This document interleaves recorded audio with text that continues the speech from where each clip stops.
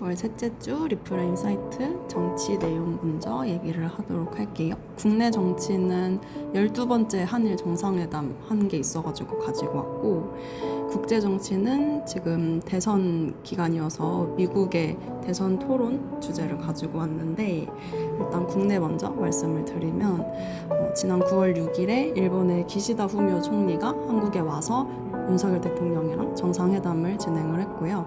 근데 굉장히 자주 이런 회담을 진행한 게 윤 대통령이 취임하고 1년 반 동안 12번을 하셨고, 이번 회담에서는 좀 새로운 의제를 나누는 것보다는 지금까지 나눴던 이야기들을 되짚는 시간이었다고 해요.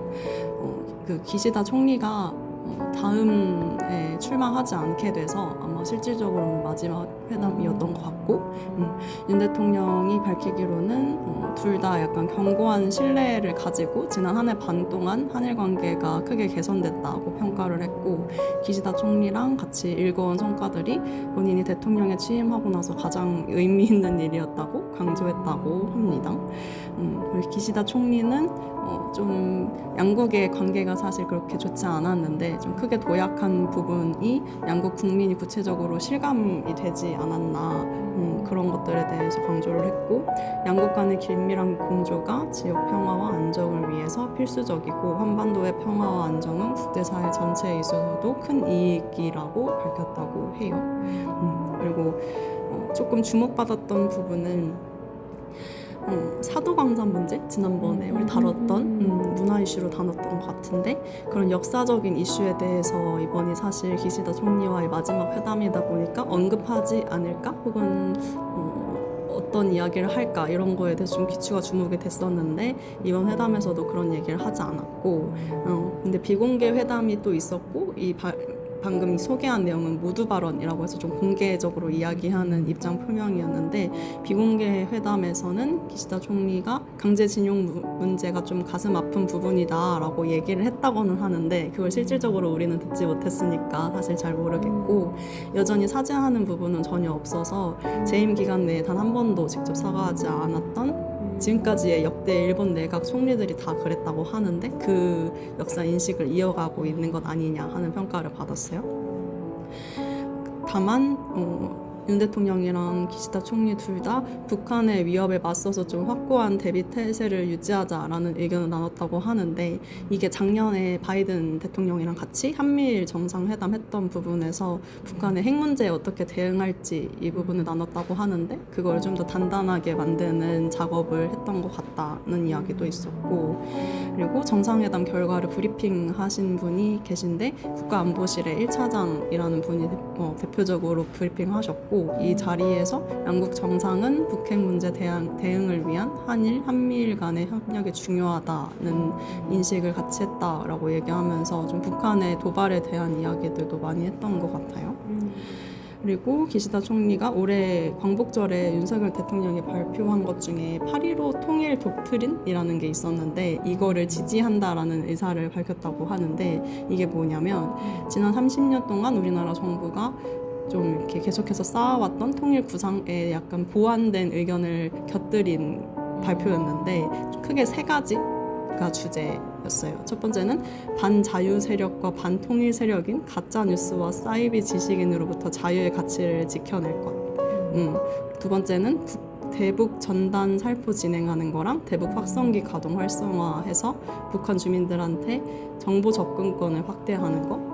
그리고 세 번째는 동맹국들, 우방국들이랑 자유연대를 좀 공고히 할 수 있도록 국제 한반도 포럼이라는 거를 창설하는 것을 중심으로 3대 전략을 내세웠는데, 이거에 대해서도 사실 잘 모르겠다 싶은 거는, 일단 두 번째인 그 대북 관련된 거는 그것 때문에 지금 엄청 오물풍선이 계속 날아오고, 나 주말에도 계속 나한테 안내 문자 날아오고, 서울에 있을 때, 회사에 있을 때뿐 아니라 집에 있을 때, 경기도에 있을 때도 계속 오니까 이게 맞을까 싶기는 한데, 일단 그런 전략을 내세우고 있는 상태고, 그거를 뭐 일본 총리가 동의했다라고 하는데, 그런 이야기를 나눴다고 해요.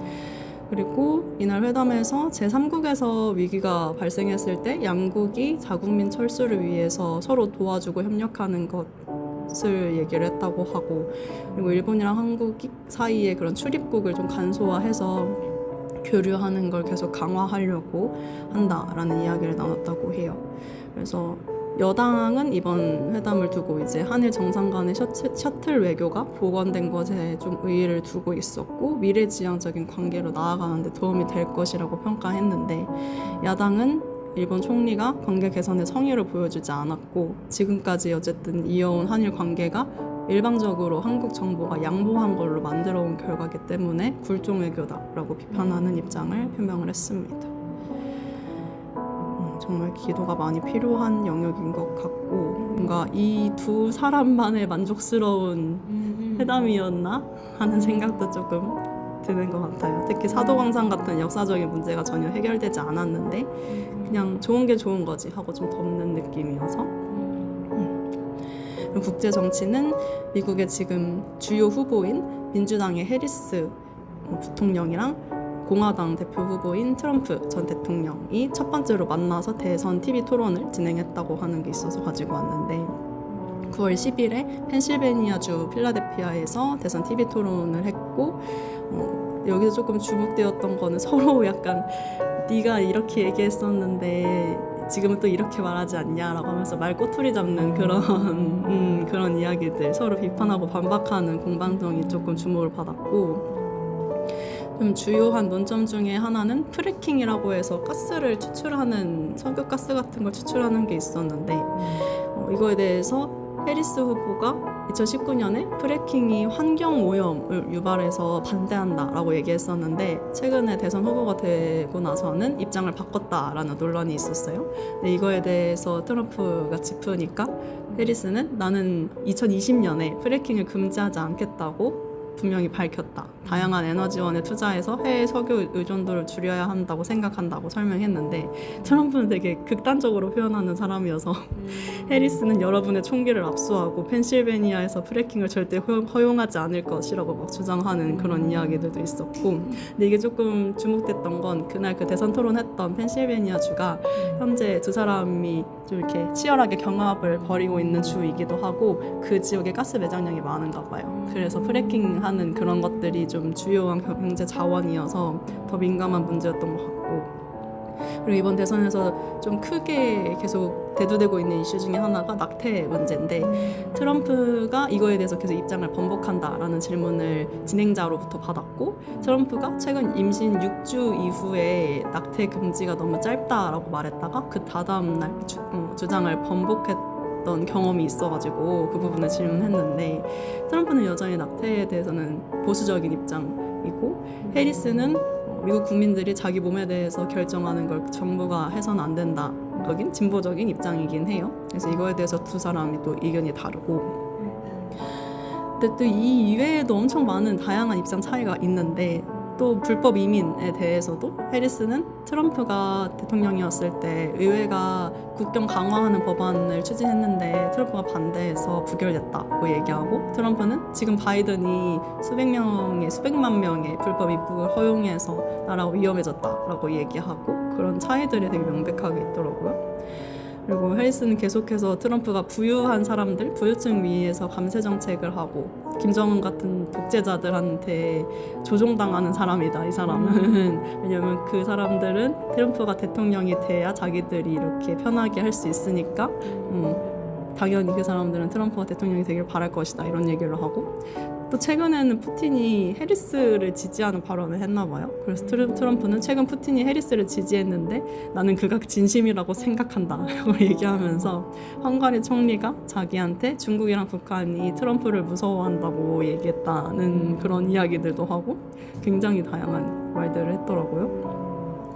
그리고 트럼프가 되게 과장하는 말을 진짜 많이 쓰는데, 낙태 문제에 대해서 해리스가 출생하고 그러니까 태어난 아이의 낙태를 지지한다고 표현했는데, 이거는 명백하게 아니니까 태어난 아이를 어떻게 그렇게 하냐, 그래서 진행하시는 분이 계셨는데 그분이 이거를 정정하시면서 이 나라에서 아기가 태어난 다음에 죽이는 게 합법적인 죄는 없다고 정정하고, 또 트럼프가 이민자들이 주민들의 개랑 고양이를 잡아먹는다고 얘기를 했는데, 진행자가 또 이것도 이민자 커뮤니티에 속한 사람들이 그런 반려동물을 해치거나 학대했다는 주장은 전혀 신뢰할 만한 게 아니다라고 이렇게 지적하고 약간 그 진행하시는 분도 굉장히 고생을 많이 하신 것 같았어요. 말을 되게 거칠게 표현을 하는 스타일인 것 같았어. 그래서 이거에 대해서 이번 그 토론에 대해서 20년 동안 정치인들의 그런 발언이나 이런 말들을 분석한 언어학자가 계신데 그분이 이거를 분석을 한 게 있어서 갖고 왔는데 이분의 분석에 따르면 트럼프는 그들이라는 단어를 많이 썼다고 해요.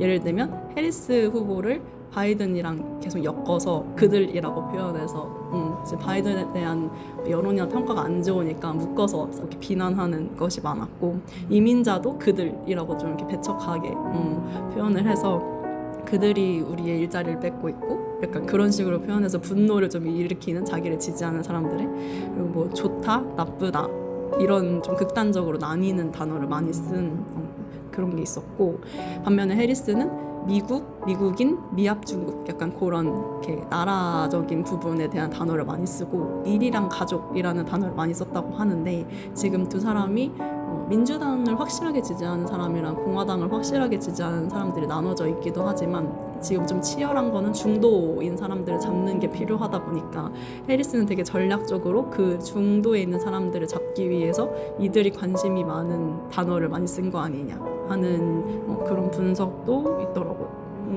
그래서 되게 지켜보면서 같이 기도를 하면 좋겠다고 생각을 했어요. 되게 극단적이고 되게 명백한 입장 차이가 있어서 같이 기도를 하면 좋겠다 생각했고 그래서 함께 붙잡고 기도할 말씀은 시편 82편 말씀이고 하나님이 하나님의 법정에 나오셔서 신들을 모아들이시고 재판을 하셨다. 하나님께서 신들에게 말씀하셨다. 언제까지 너희는 공정하지 않은 재판을 되풀이 하려느냐? 언제까지 너희는 악인의 편을 들려느냐? 가난한 사람과 고아를 변호해주고 가련한 사람과 궁핍한 사람에게 공의를 베풀어라. 가난한 사람과 빈궁한 사람을 구해주어라. 그들을 악인의 손에서 구해주어라. 그러나 그들은 깨닫지도 못하고 분별력도 없이 어둠 속에서 헤매고만 있으니 땅의 기초가 송두리째 흔들렸다. 하나님께서 말씀하셨다. 너희는 모두 신들이고 가장 높으신 분의 아들들이지만 너희도 사람처럼 죽을 것이고 여느 군주처럼 쓰러질 것이다. 하나님 일어나셔서 이 세상을 재판하여 주십시오. 온 나라가 하나님의 것입니다. 뭔가 한일 정상회담도 그렇고 미국의 그 후보들이 얘기하는 것도 그렇고 되게 본질적인 부분을 건드리기보다 자기들이 하고 싶은 얘기, 자기들이 하고 싶은 말만 하는 것 같아서 좀 이 나라가 그리고 전 세계가 하나님의 것이니 하나님이 좀 공의로 재판해 주셨으면 하는 마음이 많이 들어서 이 말씀을 가지고 왔고 그래서 같이 기도했으면 하는 건 주님, 이 나라와 미국을 비롯한 전 세계의 정치인들을 주님의 공의로 다스려 주시옵소서. 일어나셔서 주님의 것인 온 나라와 세상을 재판하여 주시옵소서. 국민들이 인간다운 삶을 영위하고 사회 질서를 바로잡는 정치의 본질적인 의미가 사라진 지 오래입니다. 해결되지 않은 문제를 없었던 일로 덮어버리고 모래 위에 믿음을 세우는 어리석음과 이 나라를 지키는 힘이 다른 나라에 의존하면서 올 것이라 믿는 무지함이 이 나라에서 끊어지게 하소서. 위정자들이 이 나라는 주님의 것임을 알고 주의 진리로 이 나라를 통치할 수 있도록 주의 긍휼로 우리를 돌보아 주시옵소서. 대선을 준비하는 과정 가운데 있는 미국을 위해서도 기도합니다. 후보들이 서로를 비난하고 공격하는 발언에만 집중하지 않고 정말 그 나라 가운데 필요한 정책에 대해 심도 있는 고민을 하게 하시고 자극적인 말과 비난으로 논점을 흐리지 않으며 단순히 권력을 쟁취하기 위함이 아니라 그 땅에 참된 평안과 평강이 임하길 바라는 마음으로 정치를 할 수 있도록 인도하여 주시옵소서. 아멘.